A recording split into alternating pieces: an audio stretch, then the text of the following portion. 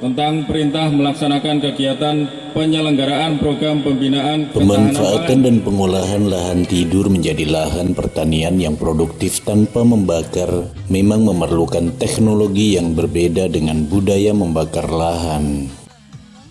Namun jika pengolahan lahan tersebut dilakukan secara terus-menerus, maka kesuburan tanah akan terjaga.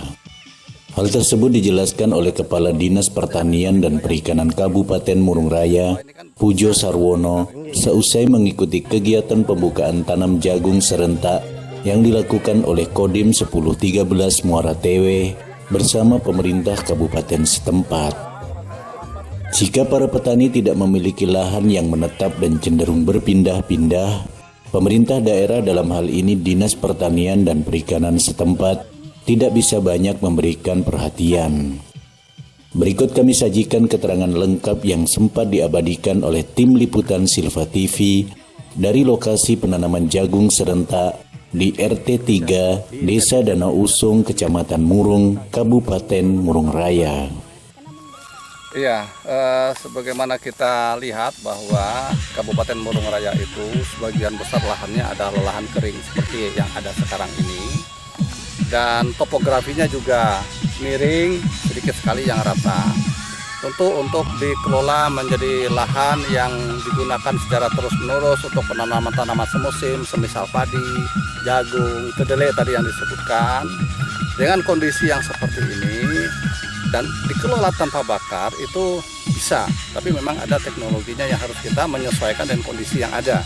Ya, seperti yang kita lihat di areal ini sekarang.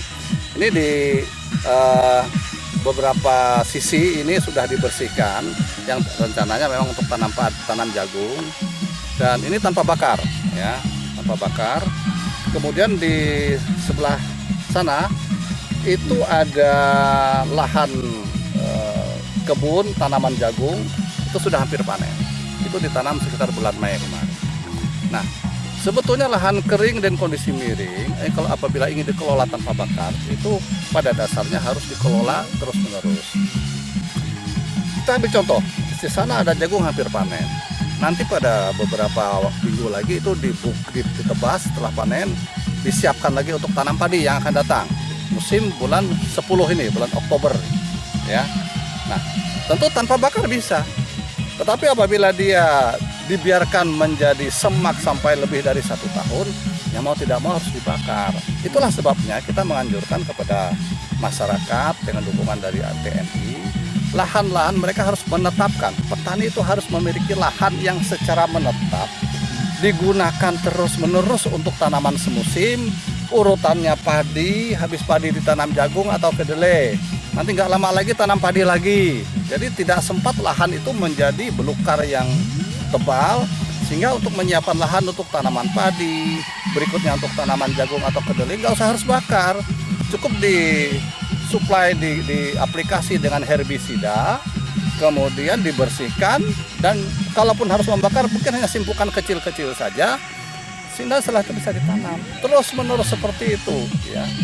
Jadi tentu ada upaya-upaya untuk melakukan konservasi karena topografinya agak miring ya. Harus ada upaya konservasi untuk menjaga kesuburan tanah.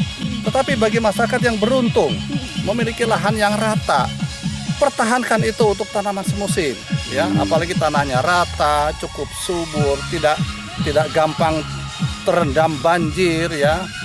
Jadi itu pertahankan untuk tanaman semusim, untuk nanam padi, jagung, kedelai, dan tanaman sayuran lainnya terus-menerus di lahan itu setiap tahun. Sehingga untuk menyiapkan tanaman padi itu tidak perlu bakar lagi. Ya, bisa, tetapi di sini harus ada dukungan. Harus ada dukungan dari pemerintah, membantu mereka untuk menyemangati mereka. Untuk menyemangati mereka bahwa mereka merasa diperhatikan, kita siapkan peralatan untuk mereka, peralatan pertanian.